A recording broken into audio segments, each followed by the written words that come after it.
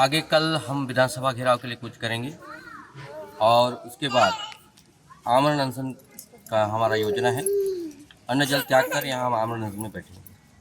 जी, हमें उम्मीद है कि विपक्ष हमारे मुद्दे को भी वहाँ प्राथमिकता से रखेगी, हमारे मुद्दे को उठाएगी, यही हम उम्मीद करते हैं।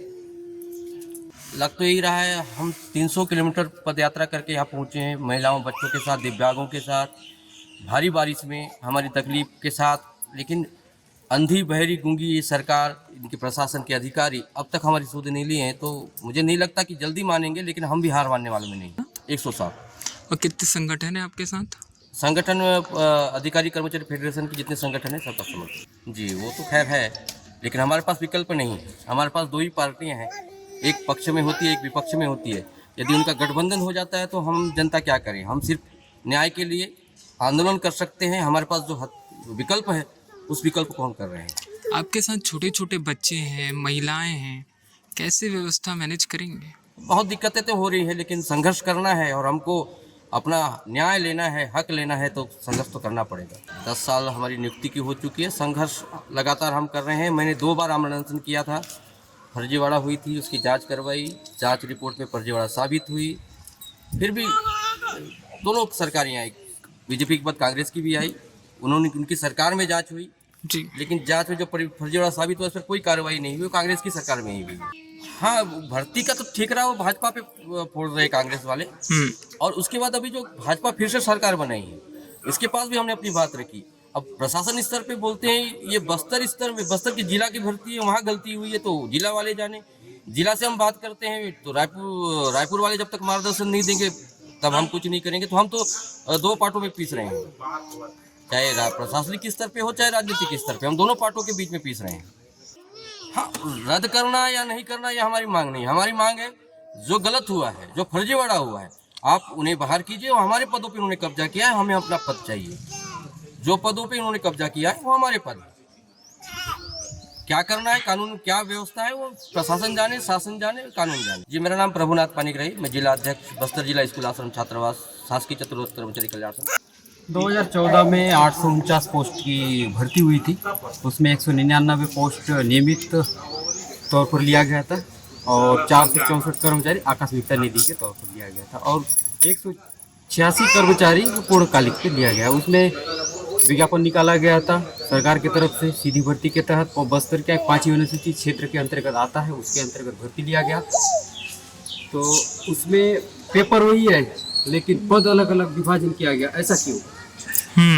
बहुत बड़ा फर्जीवाड़ा, ये कोई छोटी मोटी फर्जीवाड़ा नहीं है। आज देखिए पीएससी का जांच तो करा रहा है सरकार, तो उनको शायद जेल भी भेज दिए, लेकिन ये भी पीएससी से कम नहीं है। भले चतुर्थ श्रेणी का भर्ती है लेकिन ये कोई छोटी मोटी भर्ती नहीं है। हमारे केदार कश्यप हमारे विभागीय मंत्री रहे हैं, वो बस्तर से हैं, उनके पास भी हम गए हैं।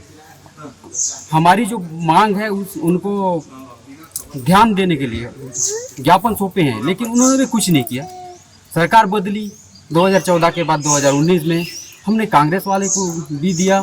कांग्रेस वालों ने कम से कम जांच का रिपोर्ट तो हुआ, फर्जीवाड़ा हुआ है उजागर हुआ, लेकिन उन्होंने कोई कार्रवाई नहीं की। आज फिर बीजेपी आ गया, बीजेपी के साथ में भी हम पिसा जा रहे हैं। उन लोग तो अपना मस्त राजनीति कर रहे हैं, दोनों पार्टी साठ गांठ करके।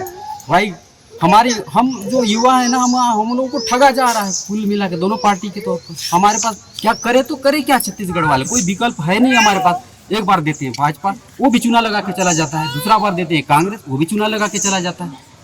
करे तो करे क्या है अब युवा लोग? बस्तर में देखो, नक्सली कदम करना है, बस्तर को मुख्य धारा में लाना है बोलते हैं। ठीक है, आप अच्छी बात है, नक्सली नहीं होना चाहिए, हम भी नक्सलियों का समर्थन नहीं करते हैं। लेकिन हम जो ईमानदार लोग हैं, कोविड के समय भी हम लोगों ने सेवा दिया है। सब लोग घर में दुबक के बैठे थे, लेकिन हम लोगों ने जो बाहर कमाने गए थे हमारे श्रमिक भाई, उन लोगों के लिए हम जाके वहाँ खाना बना के खिलाए हैं कोविड पेशेंट को। लेकिन वो सब चीज़ को ध्यान नहीं दे रहा है। हम तो सेवा किए हैं भाई, आप नक्सलियों को समर्थन करने के बाद पक्की नौकरी दे रहे हो, घर दे रहे हो, उनको पैसा दे रहे हो, लेकिन हम जो शासन का सेवा कर रहे हैं 10 साल से, हमारे साथ क्यों अन्याय हो रहा है? इससे दुख लगता है। सरकार क्या चाहती है छत्तीसगढ़ वासियों के लिए, ये थोड़ा समझ से बाहर है नेता लोगों का। देखिए, अभी हमारा भी विधानसभा में हमारे विधानसभा क्षेत्र के विधायक महोदय जी को भी अवगत करा दिया गया है। उन्होंने विधानसभा में हमारी बात को चर्चा करने का आश्वासन तो दिए हैं। अब देखते हैं, विधानसभा तो आज तो शुरू हुआ है, आगे क्या होता है। लेकिन हम लोगों का जब तक नियमित वेतनमान नहीं मिलेगा हम लोग धरना स्थल में रहेंगे। कल विधानसभा घेराव रहेगा हम लोगों का 15 को। 16 तारीख से अगर सरकार हमको कुछ भी माने जवाब नहीं देती है तो हम अनशन में बैठेंगे यहाँ, अन्न जल त्याग करके। जब तक सीने में जान है तब तक बैठेंगे। हम आए हैं पैदल चल के, जाएंगे तो अर्थी में जाएंगे या तो फिर यहीं। मेरा नाम परमानंद मौर्य है। मैं बस्तर जिला स्कूल आश्रम छात्रावास शासकीय चतुर्थ वर्ग कर्मचारी संघ का एक सदस्य हूँ। मेरा यही कहना है कि अगर भर्ती प्रक्रिया को निष्पक्ष किया जाता तो ये स्थिति आज निर्मित नहीं होती। आज हम इतनी दूर चल के नहीं आते। हम पिछले 10 साल से अब तक जांच की गुहार कर रहे थे और हमने जांच समिति गठित करवाई, जांच हुई भी। हमने आज तक जो भी मांग की है पूरी हुई है। और अब हमने इस बार आर पार की लड़ाई और पहली बार हमने नियमितीकरण की मांग की है और हमने हर बार जो भी शासन सत्ता रही है उसको झुकाया है और इस बार भी हम उनको झुका के रहेंगे। हम अपनी बात पे अडिग है क्योंकि हमारे पास हमारी भर्ती जो हुई है उसमें हम लोग फ्रेशर हैं। आपको मैंने पिछले बार भी बताया था कि हम टॉपर्स हैं, लेकिन हम जो प्रशासकीय विधि है और ये जो भ्रष्टाचार है उसके चलते हमको पीछे धकेला गया, जबकि हम पीछे जाने के लायक नहीं थे। हम फ्रेश थे, हम डायरेक्ट भर्ती के योग्य थे।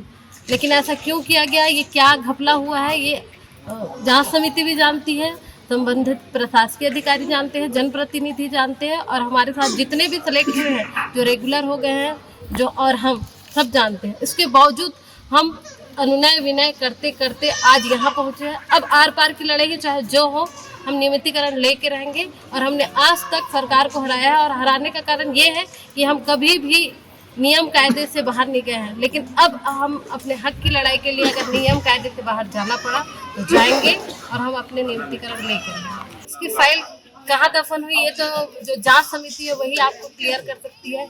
इस संबंध में आप संबंधितों से पूछे तो ज्यादा बेहतर होगा। संबंधितों से आपकी चर्चा नहीं हुई क्या? संबंधितों से हमारी जांच की चर्चा हुई और उसी जांच समिति को ये फाइल को उजागर करने के लिए हमारे अध्यक्ष महोदय ने अनशन किया था। लेकिन उस फाइल को भी बहुत मुश्किल से, बहुत कठिन परिस्थितियों से हमने निकाला। बोले कि हाँ हुई है, फर्जीवाड़ा हुआ है, आप लोग के साथ गलत हुआ है, हम इसको एक्सेप्ट करते हैं। पर उस पर उन्होंने कोई कार्रवाई नहीं की। और हमारा ये नहीं कहना है कि हम किसी के ऊपर कार्रवाई हो, हम ये चाहते हैं कि हमको हमारा जायज हक दिया जाए, जो अब तक हमने नहीं लिया है। लेकिन अब उस जायज हक को हम किसी भी प्रकार से लेकर ही रहेंगे, क्योंकि हम बहुत शांति से अपनी बात कर चुके हैं। अब हम लोग अपने सर पे कफन बांध के आए हैं, बाल बच्चे परिवार के साथ, क्योंकि मैं जो भी सरकार थी, चाहे वो बीजेपी की हो चाहे कांग्रेस की हो, सबको हमारे बारे में पता है और वो ये भी जान रहे हैं कि सब कुछ इनको पता होते हुए भी ये अनुनय विनय से काम। आज तक हम गांधीवादी विचारधारा से चलते रहे हैं, इसलिए वो हमको हल्के में लेते आए हैं। अब हम लोग देखिए, हमको ये करने की आवश्यकता ही नहीं पड़ती। अगर सहायक आयुक्त महोदय जो लिखित में दिए थे उस पर वो अमल करते थे, वो इस गलती को स्वीकार करके फिर पीछे हट गए। कि किस तरह का क्या दबाव हम नहीं जानते और हम जानना भी नहीं चाहते। हम सिर्फ ये चाहते हैं कि हमारी जो एक सूत्रीय मांग है उसको हर हाल में पूरा किया जाए और उसको करने के लिए जो भी वाजिब होगा, जो हमें न्याय संगत लगेगा, उस रास्ते पे हम चलेंगे। देखिए सर, इस विषय में भी ना हमारे जो कलेक्टर महोदय हैं उन्होंने हमको लिखित में दिया था कि अगर आप चाहें तो मंगवाएंगे, लेकिन हम मिलवाएंगे। लेकिन हमारा जो भर्ती है वो जिला स्तरीय है।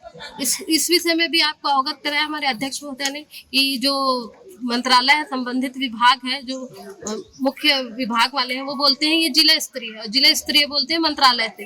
ये हम लोगों को बेवकूफ बनाने की कोशिश की जा रही है। अब हम ना बस्तर के वो युवा नहीं रहे जो भोले भाले थे और उनकी बातों में गुमराह हो जाए।